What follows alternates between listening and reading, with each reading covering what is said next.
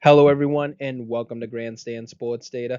In today's video, we're going to be giving you the round one preview between the St. Louis Blues and the Winnipeg Jets. We're going to be going over a lot of betting factors during this series, and we're also going to be touching on our models' predictions and the betting lines. So let's get right into it.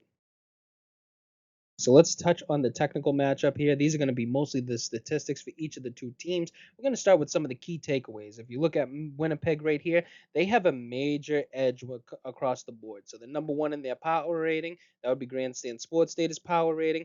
They're also number one when it comes to the SRS goal differential and even strength goal differential. They're also number one in save percentage when it comes to goaltending, and the top three in terms of shot percentage and finishing. So they're efficient with the chances that they get.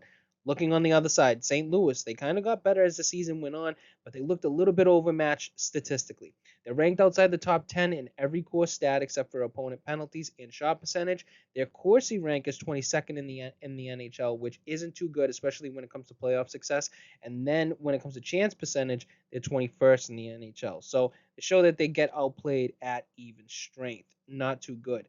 Goaltending was subpar just according to their team save percentage. So just remember, just team save percentage. They ranked 12th or tied for 12th in the NHL. Special teams aren't saving them as well. The power play is mediocre at 16th in the NHL. And the penalty kill is near the bottom in 27th in the NHL. So they don't generate enough edge on special teams to overcome their 5-on-5 weaknesses. So if I'm going to give you the bottom line here, Winnipeg is the more complete team by a wide margin, especially statistically. They've got the firepower, the goaltending, possession metrics that win in playoff hockey. And then, unless you're fading a public side or have inside info, there's no real edge in back in St. Louis here. Also, I'd like to mention you're going to see a lot of color codes here. What this means is it's just win percentage according to playoff hockey.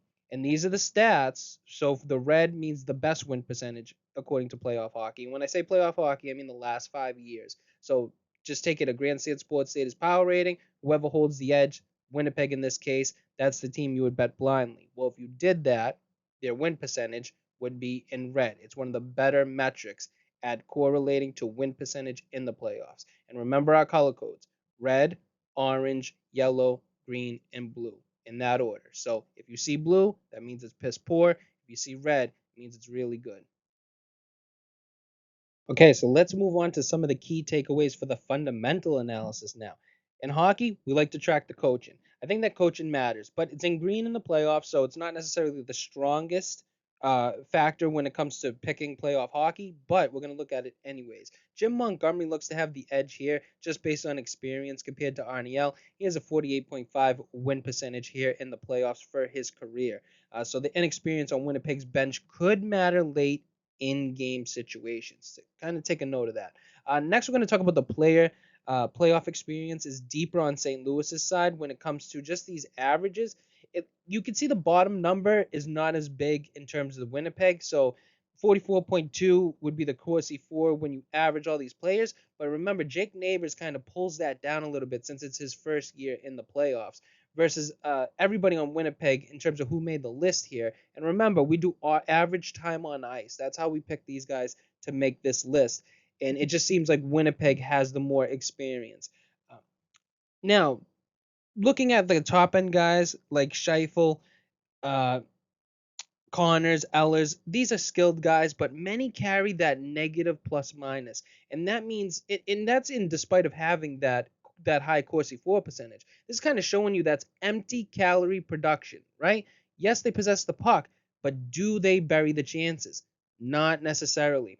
Moving on to the defensive core. So let's go on to the defensive core here.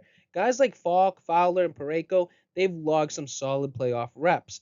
Winnipeg's D group, though, I would call that a little bit shaky. Sandberg, DeMello, Comrie, they don't bring as much playoff equity as a guy like Josh Morrissey, but even him, you could say him, a plus minus a -9 from him is not good. And then under 50 when it comes to Corsi 4 percentage, I'm not really liking that.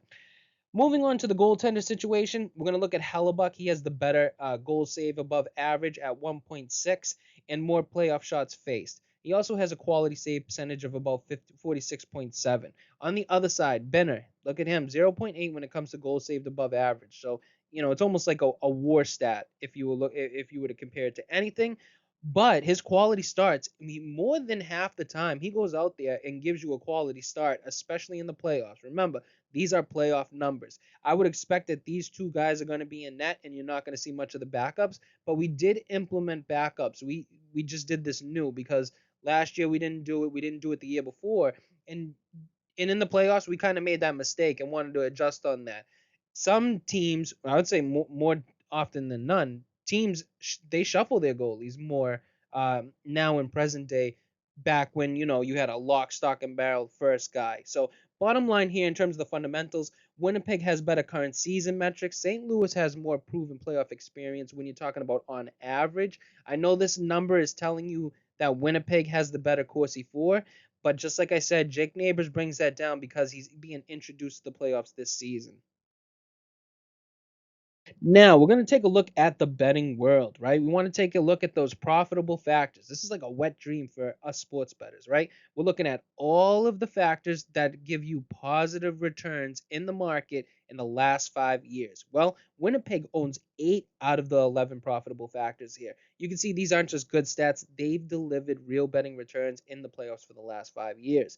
They have the shot differential. That's plus 6.88 in terms of you would win $6.88 for every $1 bet. Moving to Corsi, there's another one. $7.11 for every $1 bet. And when I say that, all I want you to do is take whatever you bet. So say if you bet $20 and you'd multiply it by this unit, and that would be your profit. So just in case you're new here and you don't understand, that's how it works. Now we're moving to scoring chance percentage. Winnipeg holds the edge there as well. And then also even strength goal differential. Winnipeg just almost all across the board, 8 out of 11. St. Louis, though, they show some profitability in 3 spots, plus minus. We mentioned that in the last slide in the fundamental factors. St. Louis, they have a better plus minus percentage. In Winnipeg, they have had that Corsi, they've had that possession stat, they've had all these numbers and haven't buried chances in the playoffs. Next is going to be the two model money lines and spread. That's the model that we send you, that we run throughout the illustration. It's basically giving away what our pick is going to be. That's right, it's saying St. Louis, so that's kind of a little bit of a spoiler alert. But you can see edge consistency favors Winnipeg across puck possession, goal differential, shot generation, even special teams. Winnipeg consistently shows up in categories that have historically cashed in the postseason. This adds confirmation to what we already saw in the technical slide as well. The numbers back up the eye test. So if you're looking to bet with playoff proven angles, Winnipeg checks nearly every profitable box. The market may shade towards St. Louis on narrative or price, but data says the edge is still firmly with the Jets. Now moving on to some of the money line trends in this matchup. You're going to see St. Louis. They have been 44 and 38 in terms of the money line. They would have been up $8.26 for every $1 bet. That's a 10.1 rate of return on your investment if you bet them blindly throughout the year. Moving on to Winnipeg, they were 56 and 26, so they've done even better in terms of just their win-loss percentage, but also in their pocket. They were up $12.91 for every $1 bet, up 15.7% on their rate of return. So, what can you get from these graphs? I would say the Jets, they were the more consistent performer. You could see, yes, it was small up and down, small up and downs. This is the market catching up to them because they were heavily favored. So, their graph is showing steady profitability throughout the second half of the season. There's less volatility in results, and they didn't rely on streaks or hot runs. While on the other side, there's a little bit different here, right? St. Louis had a late season surge. Most of their profit came in the back third of the year, and the earliest stretches hovered near, break even or negative. But it also can be misled. So both teams outperformed market expectations at the end of the day. So when you see this kind of rate of return on both sides, it tells you that the market undervalued both teams in spots throughout the whole season. But Winnipeg's margin shows they were consistently priced too low by the odds maker. So the bottom line from this, from a money line perspective, both teams made better's money, but Winnipeg was more dominant and consistent. So if you're playing the straight up side, this backs up the technical and fundamental edges we've already seen. But I would say that if you're playing this game by game throughout this series, you're going to want to look for some good plus money on St. Louis in times that you feel like you have the edge.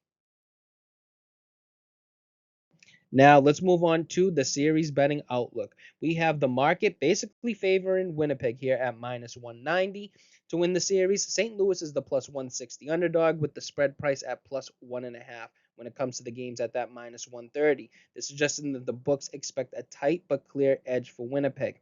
Now, the model sees it a little bit different. The model has run their 10,000 Monte Carlo simulations, and from the stats that were provided, the St. Louis Blues would projected. I would say projected to win the series 4-3, and that's a 53% possibility.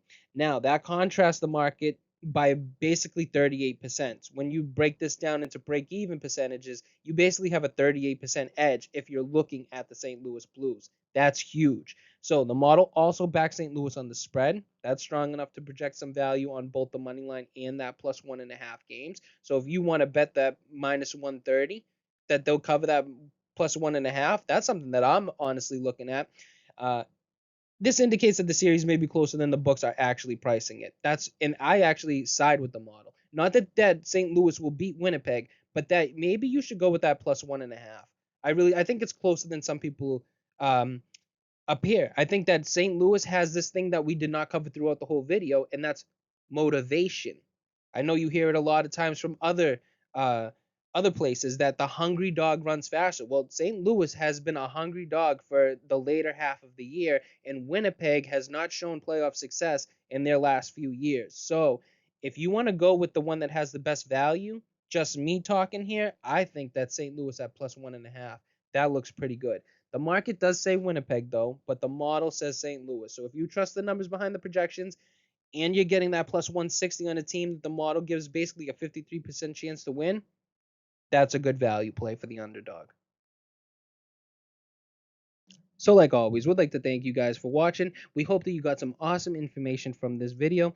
Now, don't forget to subscribe to Grandstand Sports Data for more great shows like this one. Also, don't forget to give this video a like, share with your friends, and then leave a comment down below on who you think is going to win the series.